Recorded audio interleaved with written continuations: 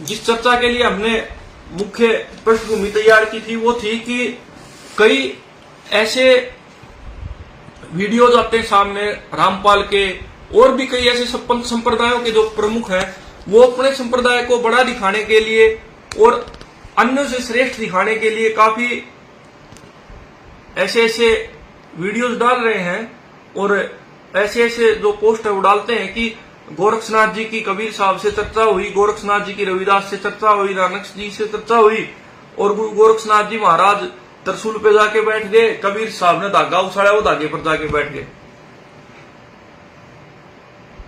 देखिए, समझदार को संकेत ही काफी है। क्या गोरक्षनाथ जी जैसे महापुरुष और कबीर जैसे महापुरुष, जो लोग अहंकार को ही सबसे बड़ा शत्रु मानते थे सबसे पहले, क्या वो लोग अपनी चर्चा को इतने निचले स्तर तक लेके जाएंगे कि कोई तरसूल पर बैठेगा, कोई धागे पर बैठेगा? जो गुरु गोरक्षनाथ जी महाराज कहते हैं कि अठिकरी वाद न करना, अट करके किसी से वाद विवाद ना करना, गोरखवाणी पढ़िए, गोरखनाथ जी का सूत्र है, कहे गोरक्ष तुम आपा रखो, हटकरी बात न करना। हे योगी, तुम आपे को रखो, स्वयं को मजबूत रखो, हट करके किसी के साथ वाद विवाद मत करना। वही गोरक्षनाथ जी कहते हैं, कोई वादी कोई विवादी, योगी तुम वाद न करना। हे योगी, तुम्हें वाद विवाद नहीं करना, क्योंकि हमारा जो मार्ग है वो वाद विवाद का नहीं है। क्या वो किसी संत के पास जाकर के वाद विवाद करेंगे? इसमें मैं आपको 5 मुख्य बिंदु बताऊंगा जिनके आधार पर ये सारी अनर्गल, कुत्सित और भ्रांत धारणाएं अपने आप ही समाप्त हो जाएंगी। सबसे पहले हम देखते हैं कार्यकाल। गुरु गोरक्षनाथ जी का कार्यकाल 10वीं शताब्दी के पूर्ववर्ती है और कबीर साहब का उनसे लगभग 500 से 600 वर्ष बाद का। आप देखिए कि एक व्यक्ति जो कि 500 वर्ष पूर्व जिनका कार्यकाल है, वो कैसे अपने से इतने बाद के कार्यकाल के महापुरुषों के साथ आकर के चर्चा करेगा? और चर्चा भी क्या करेगा कि कोई तरसूल पर बैठ जाएगा, कोई पानी में जाके पानी बन जाएगा, कोई मछली बन जाएगा। क्या ऐसे किसी संत महापुरुषों के विचार हो सकते हैं जो कि दंत कथाएं फैलाई जा रही हैं?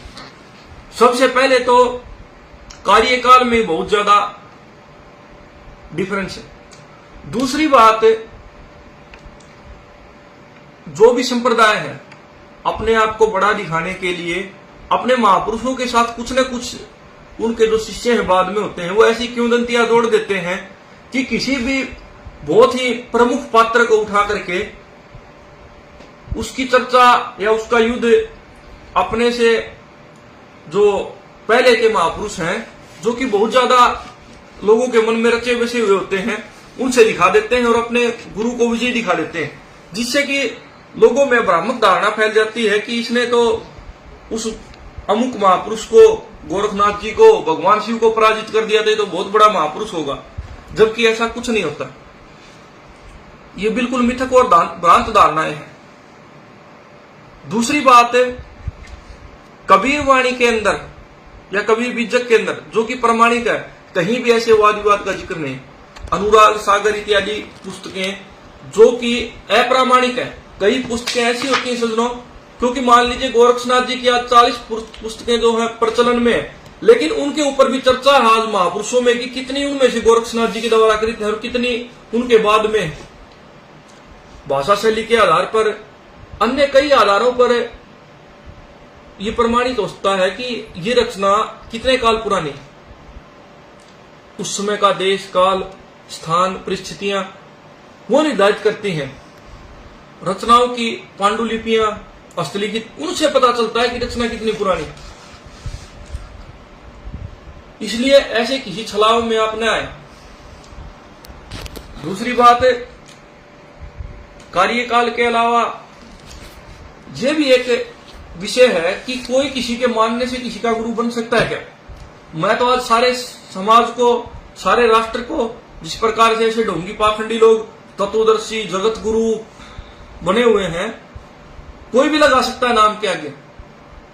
क्या कोई भी व्यक्ति अपने नाम के आगे कोई उपाधि लगाता है, आप पहले निर्धारित करें कि हमारे शंकराचार्य और कुछ मठाधीशों के अलावा ऐसी उपाधियां नहीं होती और कोई भी नहीं दे सकता। ये देखें कि अमुक व्यक्ति को ये उपाधि किसने दी है, क्योंकि संत स्वयं कोई अपने नाम के आगे ये नहीं लगाते उपाधियां, वो प्रदत्त होती किसी न किसी के द्वारा। आप ये बताइए कि ऐसे ढोंगी पाखंडी लोगों को कौन उपाधियां देता है? आप पूछे उनसे कि आपके नाम के आगे आपके समर्थकों ने लगा दिया, या किसी विद्वान जो हमारे पुरुष है उनकी कोई सभाएं होती हैं, काशी विद्वत परिषद है, कोई ऐसे संस्थान है जिन्होंने उन्हें उपाधि दी? नहीं है। केवल और केवल लोगों को भ्रम में डालने के लिए। और मानने को तो ऐसे ढोंगी लोग, क्या मैं भी मान लेता हूं चलो कि सारा संसार मेरा शिष्य है, लेकिन कोई भी व्यक्ति शिष्य तब तक साबित नहीं होता जब तक शिष्य गुरु को अपना गुरु ना कह दे। इन ढोंगी लोगों ने तो ऐसी रचनाएं बना दी जिनमें कह दिया कि कबीर दास जी का गोरखनाथ जी से द्वंद हुआ, रविदास जी का हुआ, या किसी और अन्य किसी संतों का हुआ। क्या उन्होंने तो लिख दिया कि गोरखनाथ जी को उन्होंने परास्त कर दिया और गोरखनाथ जी ने कबीर साहब को गुरु बना लिया, लेकिन क्या कहीं गोरखवाणी के अंदर गोरखनाथ जी ने मच्छिंद्रनाथ जी के अलावा कबीर साहब का नाम लिया है? कहीं प्रमाणिक जो भी गोरखवाणी की पुस्तकें लगभग मेरे पास हैं ज्यादातर, कारण यह है कि ऐसा कोई विवरण है ही नहीं, वे बाद के लोगों के द्वारा जोड़ी गई भ्रामक धारणाएं हैं। क्या किसी भी गोरखनाथ जी की पुस्तक में इन कथनों का उल्लेख है कि गोरखनाथ जी की ऐसी किसी चर्चा हुई? फिर तो गोरखनाथ जी ने शरण मच्छिंद्र गोरख बोले की जगह और कुछ लिखना था, कम से कम एक आधी वाणी में तो होता।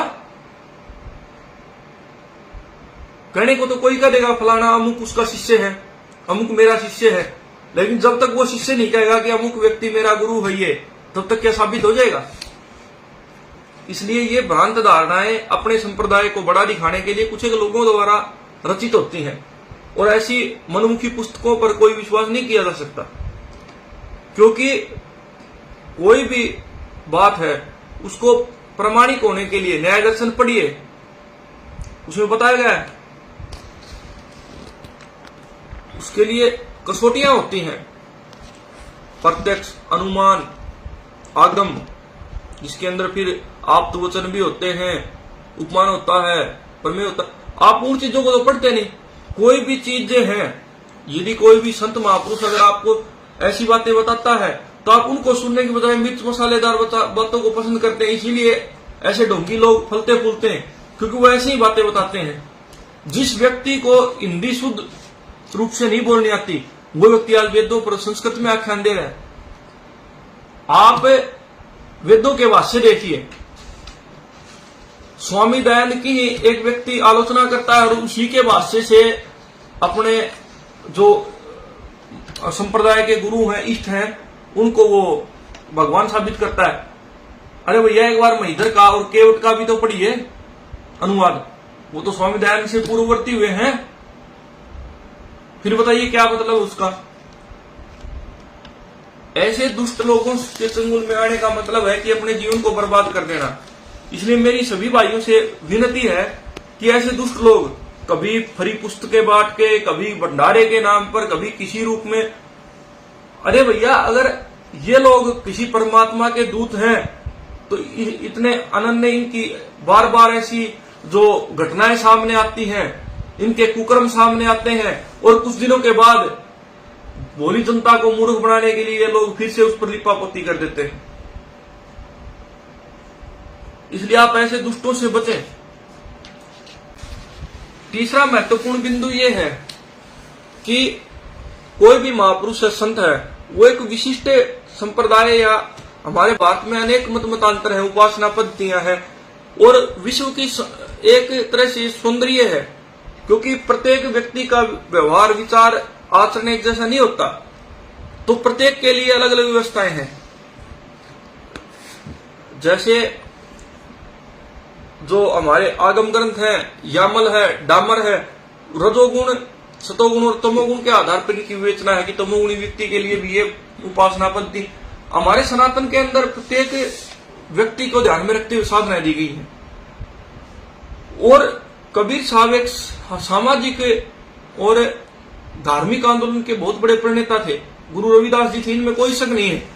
लेकिन रामपाल जैसे ढोंगी लोगों ने इन लोगों की जो छवि का जो नाजायज फायदा उठाया है, उसका मुख्य कारण यही है कि हम लोग उनके जो प्रमाणिक ग्रंथ उनका अध्ययन नहीं करते। जिसे कबीर साहब को इस रामपाल ने परमात्मा की संज्ञा दे दी, वो कबीर साहब खुद क्या कह रहे हैं, वो तो कहते थे कि किसी ने पूछा कि हे कबीर साहब परमात्मा कैसा है, एक तरफ तो कहते हैं कि अलख पुरुष की आरसी इन साधुओं की दे, लखना है जो अलख को तो इनमें ही लख ले, इन साधु संत जो तपस्वी मनस्वी लोग हैं इनमें ही परमात्मा के दर्शन कर लो, क्योंकि परमात्मा तो अलख है।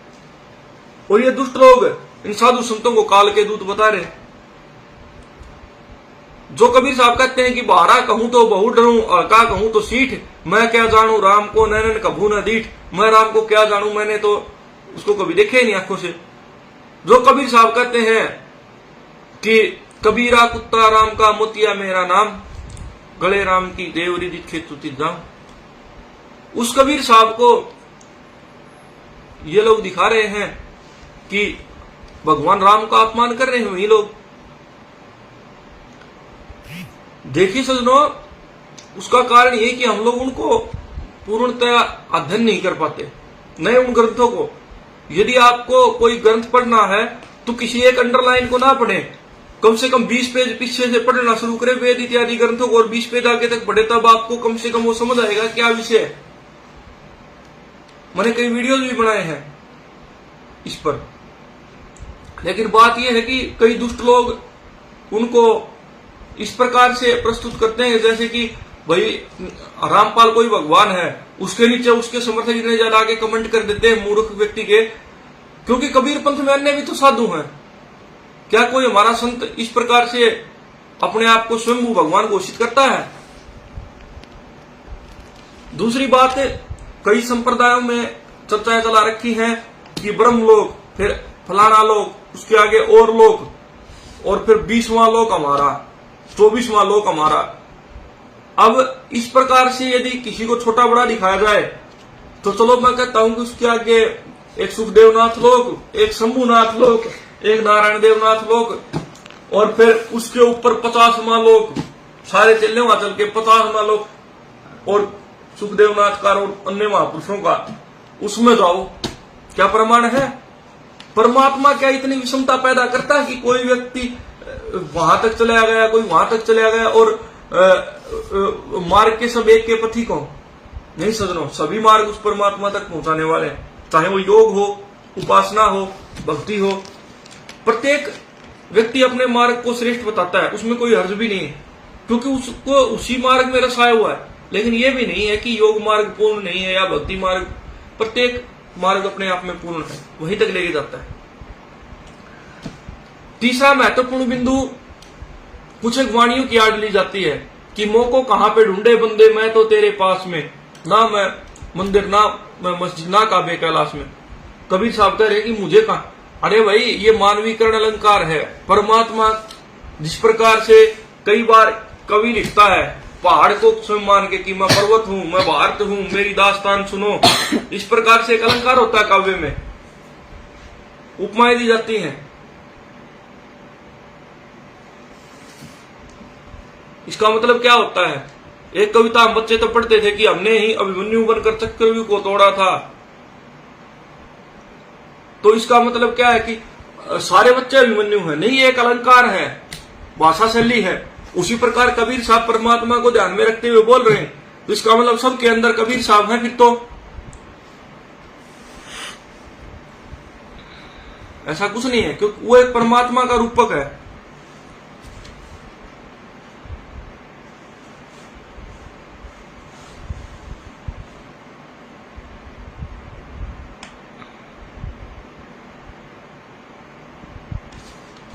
सुधीर जी ठीक कह रहे हैं, लोगों के पास समय नहीं है, तो इसका मतलब ये भी तो नहीं है ना कि लोग ऐसे दुष्ट लोगों की बातें सुने और उनको मान लें। हमारा काम जागरूक करना है, हम लोग करेंगे। जब ये दुष्ट लोग अपने कुप्रचार को बंद नहीं कर सकते, तो हम अपने सदप्रचार को कैसे बंद करें? हमारा एक नैतिक दायित्व है, क्योंकि वेद में लिखा हुआ है कि हे साधु आप बोलो, आप सत्कर्म करो, सन्यासी का परम कर्तव्य है। यद उत्पतन वदसी कर्करे था, जब भी बाहर जाओ घूमो, मधुर वचन, हितैषी वचन, चाहे वो कड़वे हो लेकिन वो बोल लो। इसलिए हम भी अपने कर्तव्य से पीछे नहीं हटेंगे। दूसरी बात, हमारे मुख्य 2 बिंदु हो चुके हैं। तीसरा हमारा मुख्य बिंदु है कि जो मानवीकरण इत्यादि अलंकार हैं, उनके नाम पर महापुरुषों को भगवान घोषित किया जाता है। अब मैं गोरखवाणी दिखाता हूं गोरखनाथ जी की, उसमें गोरखनाथ जी खुद कहते हैं कि 9 नाथ और 84 सिद्ध भी घूम घूम करके संसार छोड़ के चले गए, लेकिन उनको भी योग का पार प्राप्त नहीं हुआ, क्योंकि योग, परमात्मा इत्यादि ऐसे विषय जिनका पार नहीं होता कोई भी, क्योंकि परमात्मा को तो अनंत माना गया है। और अनंत का मतलब क्या है? ओम पूर्णमदम पूर्णमिदम पूर्णात् पूर्णमुदच्यते पूर्णस्य पूर्णमादाय पूर्णमेवावशिष्यते। ये पूर्ण है, पूर्ण में से चाहे कितना भी निकाल लो, पूर्ण में से पूर्ण लेंगे तो भी पूर्ण रहेगा। तो इसलिए उसका क्या वार पार है? गरीबदास जी भी कहते हैं वार पार नहीं मध्यंतम। अब देखिए, ये देखिए आप,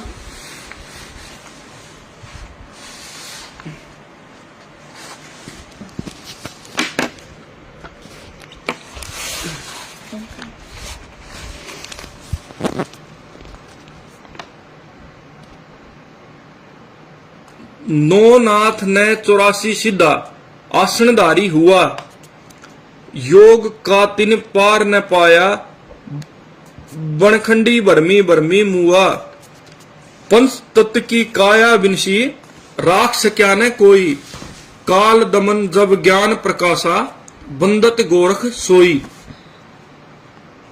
देखिए थोड़ा सा ध्यान से दिखाइएगा, ये पढ़िए। गोरखनाथ जी कहते हैं कि 9 नाथ 84 सिद्ध भी वनों में भरम भरम कर घूम घूम करके तपस्या कर करके संसार से चले गए, लेकिन योग का पार नहीं पाया। पंच तत्व की काया बिनसी, राख सक्या ना कोई, काल दमन जब ज्ञान प्रकाशा, बंदित गोरख सोई। काल का दमन होने का मतलब ये नहीं है कि कोई व्यक्ति शारीरिक रूप से, भौतिक रूप से अमर हो जाए। गोरखनाथ जी कह रहे हैं कि 5 तत्व की जो देह है, इसका तो सभी को त्याग करना पड़ता है, लेकिन जब ज्ञान का प्रकाश हो जाता है तो वही काल का दमन होता है। ये गोरख गीत नाम के से पुस्तक है, आप कहीं से भी इसको खरीद सकते हैं। इसमें ऐसी अनेक वाणियां हैं जिनमें ऐसी ऐसी बातें भरी पड़ी हैं। अब देखिए, इस वाणी में गोरखनाथ जी कहते हैं,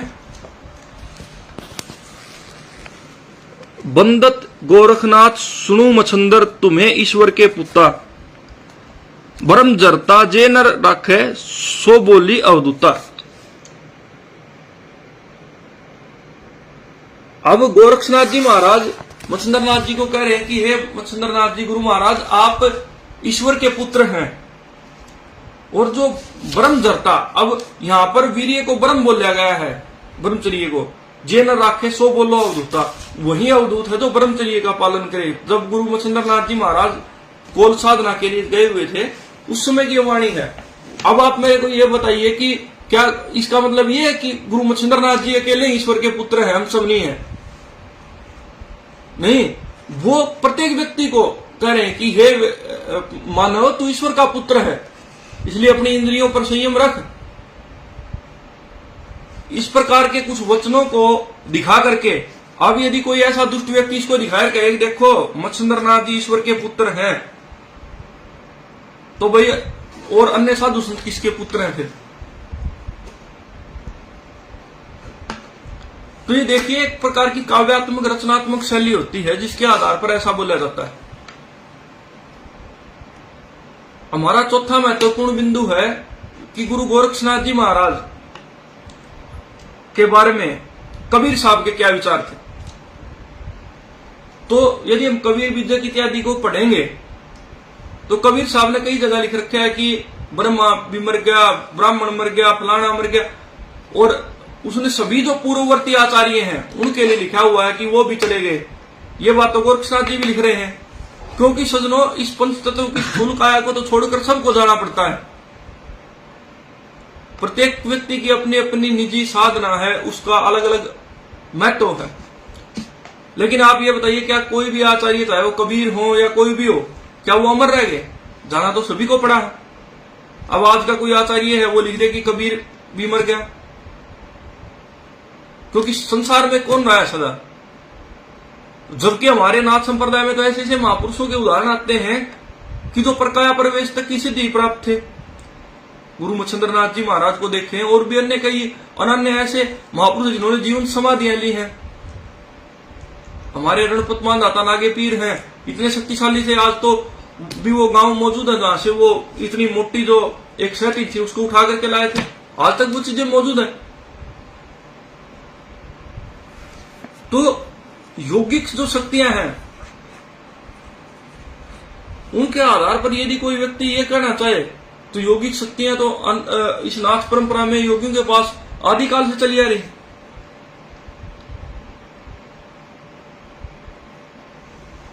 हमारा पांचवा मुख्य बिंदु है कि जो वीडियो इत्यादि हैं, अब इनकी प्रामाणिकता कैसे हो।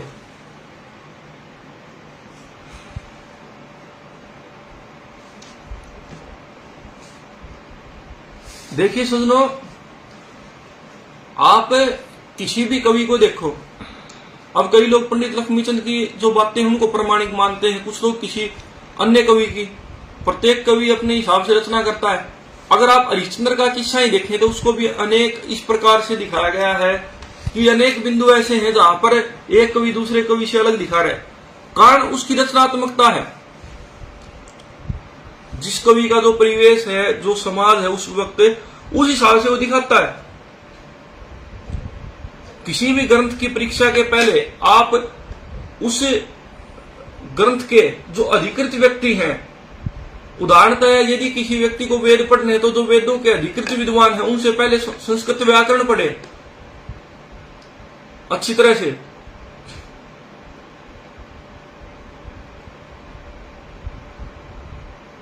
और यदि किसी को मान लीजिए आप पूर्णतया गोरखनाथ जी का अध्ययन करना है तो नाथ संप्रदाय के अधिकृत व्यक्तियों से जो शिक्षित हैं, उस परंपरा में दीक्षित हैं, उनसे पूछें, क्योंकि किसी भी ग्रंथ का जो मर्म है उसका अधिकृत व्यक्ति बता सकता है। अब बात रह गई ऐसे ढोंगी लोग जो कि गरीबदास जी के नाम पर, उनकी वाणियों के नाम पर अपने आप को जोड़ते हैं।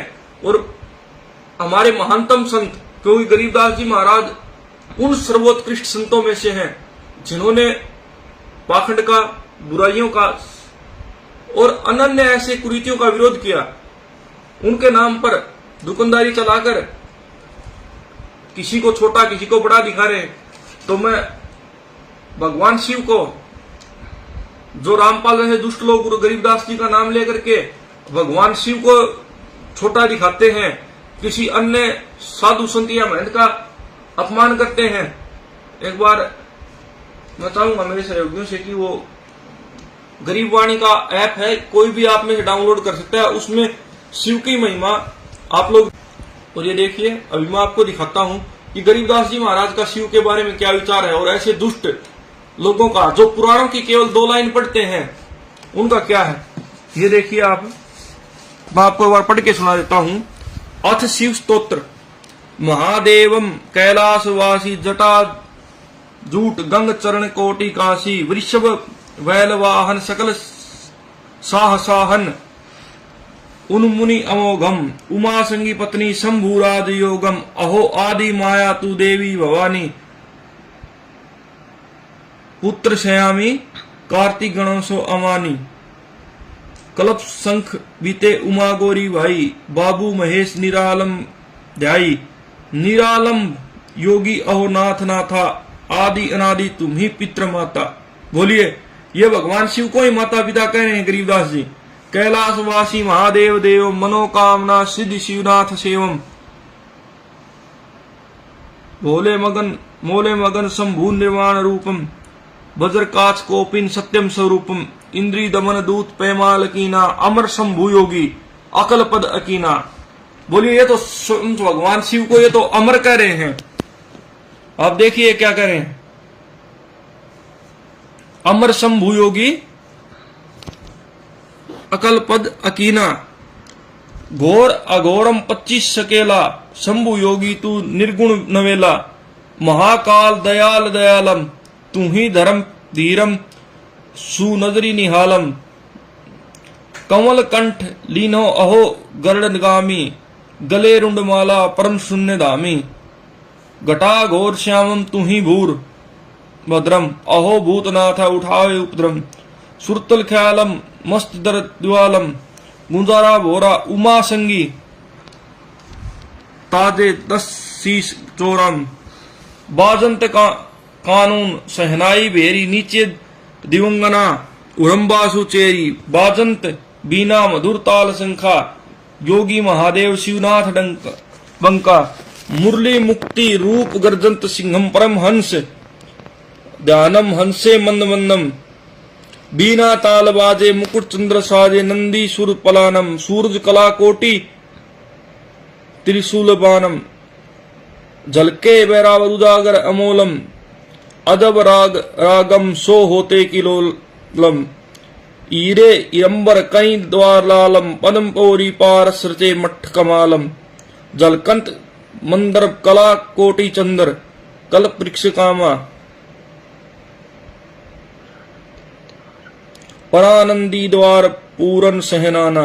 गुलाब चंदन कमल संघ फूले, वर्णम अवर्णम समाधान झूले। पानम अपानम उदानम वियानम समानम समाई। जीत धनंजय सोदत देव बाई। अब देखिए भगवान शिव की कितनी महिमा का वर्णन किया गया। उनको अजर अमर पता नहीं क्या क्या दिखाया गया। इस जो शिव स्तोत्र है और ये पूजनीय हमारे संत गरीबदास जी द्वारा ही, गरीबदास जी की जो वाणी है उसके ऐप में आप पढ़ सकते हैं। जो गरीबदास जी महाराज गुरु गोरक्षनाथ जी महाराज के बारे में कहते हैं कि शिव की श्रुति विभूति से गोरक्ष उपजे ज्ञान, कि गोरक्ष तो ज्ञान का स्वरूप है, वो कोई नहीं पढ़ रहा है। क्योंकि गरीब वाणी पूरी पढ़ने में समय लगेगा आपको। बस 2 लाइन गरीबदास जी महाराज की दिखा दी। एक लाइन में लिखा हुआ दिखा दिया कि गोरक्ष ज्ञानी गणे सुखदेव जति जहान। इसका मतलब ये नहीं कि गोरख जैसे गणे ज्ञानी बहुत ज्यादा लोग हैं। सुखदेव जी जैसे जति बहुत ज्यादा है, मुनि जैसे। सीता श्री की सती बहुत, संत दूर स्थान। इसका मतलब ये नहीं है। केवल ये उपमाएं दी गई हैं कि चाहे गुरु गोरक्षनाथ जी जैसा ज्ञानी व्यक्ति हो और सुखदेव जैसे कितने भी जति हो, या कोई भी कैसा व्यक्ति उस परमात्मा की महिमा का पार नहीं पा सकता। ये तो बात सच है। भौतिक रूप से कोई पार नहीं पा सकता। लेकिन वही कबीर साहब एक और भी बात कहते हैं कि हम तो उन संतों के दास जिन्होंने मन मार लिया। आपा मार जगत में बैठे नहीं किसी से काम, और उनमें तो कुछ अंतर ना है संत कहो चाहे राम। वो उस परमात्मा का स्वरूप भी उन्हीं संतों को बता रहे। तो सजनो उपमा अलंकार है, मानवीकरण अलंकार है, अतिशयोक्ति अलंकार है। कई जगह ये अतिशयोक्ति अलंकार का प्रयोग है। तो आप ऐसे दुष्ट लोगों से बचें। और हमारे अन्य महापुरुष हैं, चाहे रविदास जी के साथ गोरक्षनाथ जी का विवाद दिखाया गया हो या कोई भी हो, ये केवल अपने संप्रदाय को बड़ा दिखाने के लिए कुछ एक जो तुच्छ बुद्धि के लोग होते हैं उनकी सोच होती है। इसलिए आप इन झूठे मतांतरों आडंबरवादी ऐसे दुष्ट लोगों से बचें। उनके कुप्रचारों को न माने। केवल जो अच्छी बातें किसी भी ग्रंथ की हो, महापुरुष की हो, संतों की हो, उनको ग्रहण करें। अन्यथा यदि आप कोई भी ग्रंथ या शास्त्र या कोई ऐसी चीजें पढ़ रहे हैं तो कम से कम आप ये निर्णय जरूर करें अधिकृत महापुरुषों से कि क्या वे वांछित हैं। किसी दूसरे व्यक्ति की बातों में काट छांट करके, किसी दूसरे व्यक्ति की बातों को अपनी तरफ से तरह से मोल्ड करके दिखाने से कोई ज्यादा लाभ होने वाला नहीं है किसी को। एक आम व्यक्ति को सपना दिखाया जाता है कि सतलोक में जाएंगे और आत्मा में 24 सिद्धि आ जाएंगे उड़ने की। रामपाल खुद जेल से वो दुष्ट नीच पापी, इनका परमात्मा वो रामपाल खुद क्यों नहीं निकल आता जेल से 24 सिद्धियों में से एक सिद्धि का प्रयोग करके।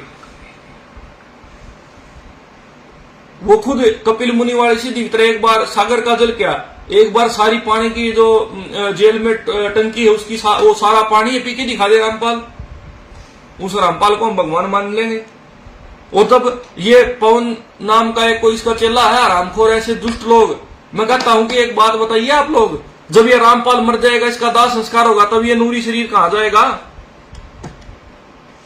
ऐसे दुष्ट लोग आप लोगों की हंसी तो बहुत उड़ाते हैं, लेकिन ऐसे लोगों पर कानूनी कार्रवाई करिए, क्योंकि ये लोग अपने भाषणों में, अपने तथाकथित उपदेशों में भगवान राम को नीचा दिखाते हैं, भगवान कृष्ण की जो छवि है उसको गलत तरह से प्रस्तुत कर रहे हैं।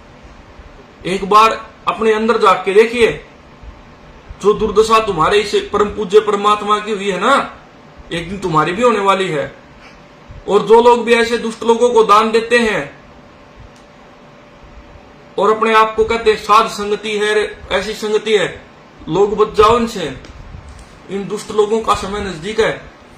जब मैंने एक वीडियो में दिखाया था कौन थे कबीर साहब, जिसमें कबीर साहब को कोई एक भविष्य पुराण में शायद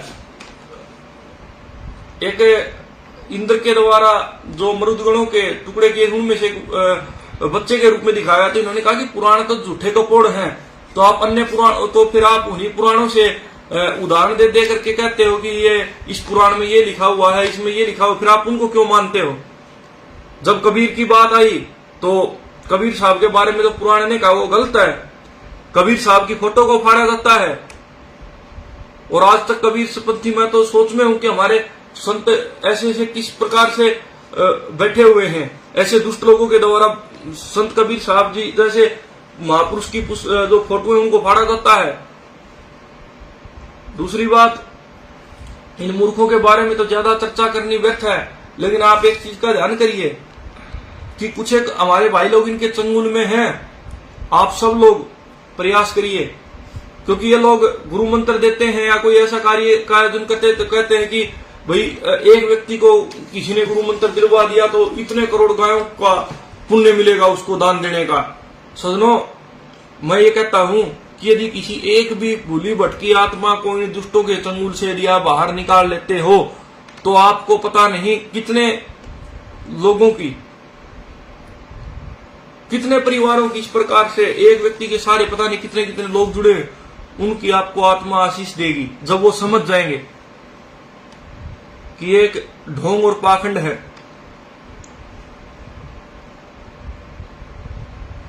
इसलिए आप सभी पूर्णतः अच्छी तरह से कोशिश करें कि इन ढोंगे और पाखंडी लोगों के चक्कर में बिल्कुल ना आए। दूसरी बात, एक और प्रसंग एक भाई ने किया, पूछा था मेरे से कि ये लोग पितृ पूजा को, उस पूजा को, भगवान शिव की पूजा को अप्रामाणिक कह रहे हैं। जिन पुराणों को उठा करके ये दुष्ट लोग दिखाते हैं, उन पुराणों में ही प्रत्येक व्रत का महात्म्य, प्रत्येक जो हमारी जो पंच परमेश्वर माने जाते हैं, भगवान विष्णु, भगवान शिव, माता शक्ति, जो निराकार परमात्मा है, शोर बोलते हैं जिनको गणपत्य, उनके जो स्तोत्र है, उनकी जो आरतियां हैं, उनके जो अनन्य जो उनके सहस्त्र नामावली है, जैसे आप देवी भागवत पढ़ोगे उसमें पूरे विधि है माता गायत्री की या अन्य जो शक्तियां हैं उनकी उपासना की। तो फिर पुराण वैसे तो अच्छे हैं, जब उनमें जो दी गई जो महात्म्य है जो देवी देवताओं के, वो ये दुष्ट लोग कभी पढ़ाते नहीं। उनमें तो ये भी लिखा हुआ है कि इसको पढ़ने से ये फल मिलता है, इसको पढ़ने से ये फल मिलता है, वो बातें झूठी, और जो रामपाल ने अंडरलाइन कर दी वो बातें सच्ची। आप ऐसे दुष्ट कुत्सित बुद्धि वाले लोगों से बचें और ऐसी किसी भी बात को न माने। अपने आप को बड़ा दिखाने के लिए कुछ लोगों की ऐसी साजिशें होती हैं, इसके अलावा ये कुछ नहीं है। इसलिए इतनी बातों के साथ मैं आप सभी को शुभ रात्रि कहता हूं, और सभी संत महापुरुषों और भाइयों का धन्यवाद कि इतनी तन्मयता से उन्होंने मेरे को सुना। आदेश। ओम नमो नारायण।